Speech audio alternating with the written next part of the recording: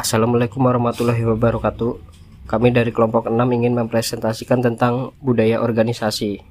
Sebelum itu kami perkenalkan terlebih dahulu nama-nama dari kelompok kami. Ada Muhammad Hariwijaya, Muhammad Fatoni, dan Riki Eko Anggoro. Budaya organisasi. Di dalam budaya organisasi terdapat pengertian organisasi, bentuk-bentuk organisasi, budaya pemilik perusahaan, budaya manajer, dan budaya buruh.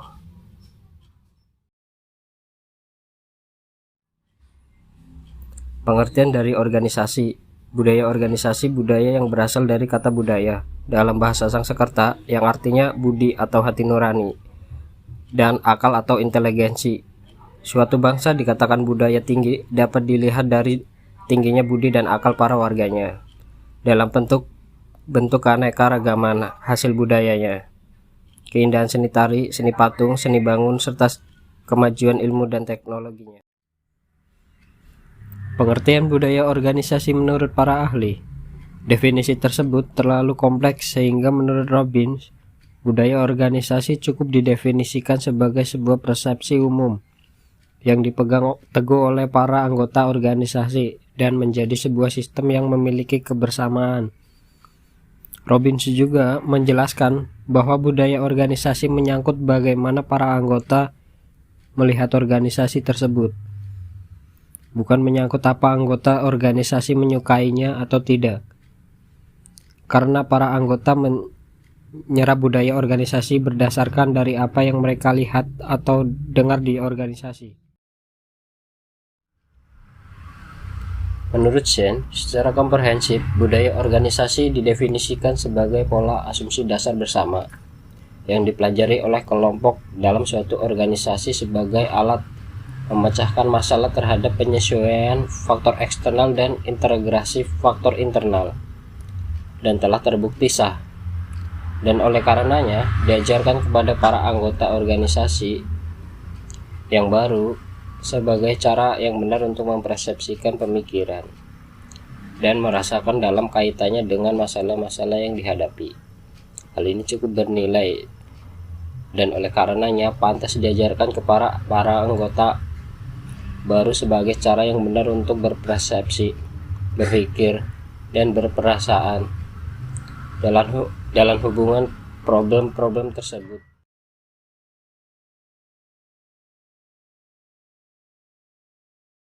Bentuk-bentuk organisasi. Yang pertama ada network culture, yang kedua mercenary culture, yang ketiga fragmented culture, dan yang terakhir communal culture. Pengertian network culture. Organisasi memandang anggota sebagai keluarga dan teman. High on sociability but no on solidarity. Orang yang dalam network culture sangat bersahabat dan bersukaria dalam gaya, cenderung berbicara tentang bisnis secara bebas, kebiasaan informal, dan menggunakan banyak waktu untuk sosialisasi dan tanpa masalah, serta saling mengetahui satu sama lain dengan cepat dan merasa bahwa mereka adalah bagian dari organisasi. Mercenary culture. Organisasi berorientasi pada tujuan, low on sociability but high on solidarity. Komunikasi cenderung cepat, langsung, dan dikendalikan dengan cara yang tidak ada, yang tidak mungkin. Tidak toleran pada kebiasaan, menghabiskan waktu, menonjolkan bisnis dan omong kosong. Toleransi dalam menggunakan waktu yang lama untuk mewujudkan tujuannya.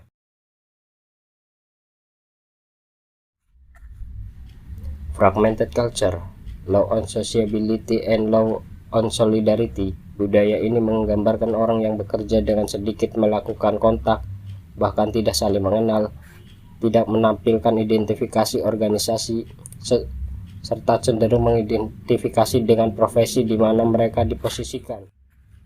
Communal culture, high on sociability and high on solidarity. Anggota organisasi sangat bersahabat dan bergaul baik secara pribadi maupun secara profesional. Umumnya terjadi pada perusahaan yang menggunakan teknologi tinggi. Individu dalam organisasi cenderung berbagai banyak hal. Komunikasi mengalir dengan sangat mudah. Mereka mengenakan logo perusahaan hidup dalam kepercayaan perusahaan dan membela perusahaan dari orang lain. Budaya pemilik perusahaan, cerminan perilaku eksekutif perusahaan, identitas perusahaan, modal perusahaan, kunci kerja karyawan, dan yang terakhir tercapai tujuan perusahaan. Budaya manajer menyediakan dalam Essential Manager. Pakar konsultasi manajemen Inggris, Robert Heller, menekankan bahwa manajemen dengan motivasi tertumpu pada pendelegasian tugas. Ada dua resiko yang harus dihadapi: delegasi gagal atau tugasnya yang akan gagal. Untuk memaksimalkan kemungkinan berhasil, kita harus memahami sifat resiko. Sebagai manajer yang baik, pastikan Anda memahami 4 hal ini. Buat perhitungan dahulu, jangan coba-coba. Pastikan staf yang menerima delegasi tugas mendapatkan pengarahan sebelum memulai tugas. Milih situasi dan hanya bertindak pada segala kemungkinan yang telah dipertimbangkan dengan sistematis, dan kemungkinan berhasil besar. Kalau tidak, berarti manajemen Anda buruk. Beri pujian pada staf jika hasil kerjanya baik walau ada target yang diinput. Bahas kesalahan secara tegas tetapi pantas. Jangan salahkan orang. Belajar dari kesalahan berguna tidak hanya untuk staf terkait, tetapi juga untuk organisasi. Diskusikan sebab kegagalan agar bisa diatasi. Menanggapi kegagalan secara sistematik dan membangun kembali bisa motivasi staf. Anda tipe manajer yang suka berteriak dan mengancam staf. Hukum kegagalan dan motivasi dengan ancaman tidak akan membawa keberhasilan jangka panjang.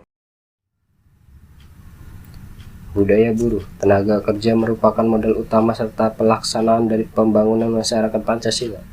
Tujuan terpenting dari pembangunan masyarakat tersebut adalah kerjasama rakyat termasuk tenaga kerja. Tenaga kerja sebagai pelaksana pembangunan harus dijamin haknya, diatur kewajibannya, dan dikembangkan daya gunanya. Dalam Peraturan Menteri Tenaga Kerja Nomor Per 04/Men/1994, pengertian tenaga kerja adalah setiap orang yang bekerja pada perusahaan yang belum wajib mengikuti program jaminan sosial tenaga kerja adanya pertahapan kepesertaan. Buruh adalah mereka yang bekerja pada usia perorangan, diberikan imbalan kerja secara harian maupun borongan, sesuai dengan kesepakatan kedua belah pihak, baik lisan maupun tertulis, yang biasanya imbalan kerja tersebut diberikan secara harian. Beberapa pengertian tenaga kerja atau buruh menurut para ahli yaitu: menurut Eeng Ahmad dan Epi Indriani, bahwa tenaga kerja adalah sejumlah penduduk yang dianggap dapat bekerja dan sanggup bekerja jika ada permintaan kerja. Menurut Alam S, bahwa tenaga kerja adalah penduduk yang berusia 15 tahun ke atas untuk negara-negara berkembang seperti Indonesia, sedangkan negara-negara maju, tenaga kerja adalah penduduk berumur 15 hingga 64 tahun. Menurut Supramoko dan Icuk Ranggabuwono, tenaga kerja adalah penduduk yang telah memiliki usia kerja dan memiliki pekerjaan, yang sedang mencari pekerjaan dan melakukan kegiatan seperti sekolah, kuliah, dan mengurus rumah tangga. Menurut Syamsul Arifin, Dian Ediana Rai, Carles, dan Joseph, tenaga kerja adalah merupakan faktor produksi bersifat homogen dalam suatu negara, namun bersifat heterogen atau tidak identik antar negara. Buruh paksa, tenaga kerja atau karyawan pada dasarnya adalah manusia yang menggunakan tenaga dan kemampuannya untuk mendapatkan balasan berupa pendapatan yang baik berupa uang maupun bentuk lainnya pada pemberi kerja atau pengusaha atau majikan. Buruh dibagi menjadi dua klasifikasi besar, yaitu buruh profesional, biasanya disebut buruh kerah putih, menggunakan tenaga otak dalam bekerja. Buruh kasar, bisa disebut buruh kerah biru, menggunakan tenaga otot dalam bekerja.